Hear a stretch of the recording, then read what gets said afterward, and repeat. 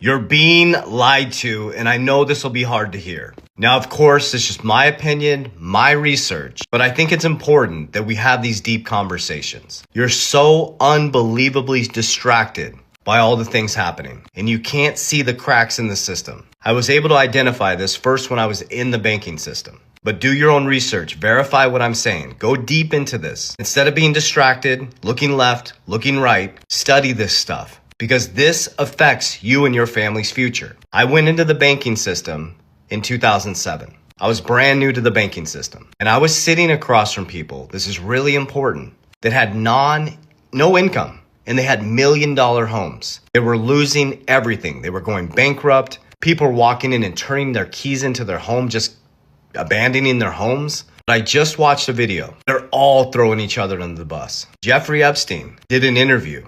How Bill Clinton actually collapsed the housing market by creating subprime mortgages. Now, of course, this is what Jeffrey Epstein said about Bill Clinton. And I've been warning you guys about February 20th, 2026. This is when the exposure comes. It's coming like a freight train. What's done in darkness, all the dark seeds planted are coming to light. You're going to see influencers start to get exposed. You're going to see their history get exposed. That's why I knew a long time ago when I chose this path to tell you guys exactly what has happened in my past. I was a drug addict, that I committed suicide. I was a piece of shit 20 years ago. So I knew this moment was coming. I was very clear, very open, have been very transparent because I knew this time was coming. And I'm just going to leave it here. And I would love for those who know to comment and give us some insight. JP Morgan, the creator of JP Morgan, said millionaires use charts and billionaires use astrology. If you know, you know. February 20th, 2026 is not a flip of a switch. It's not a price prediction. It is when we fully transition to all darkness coming to light, the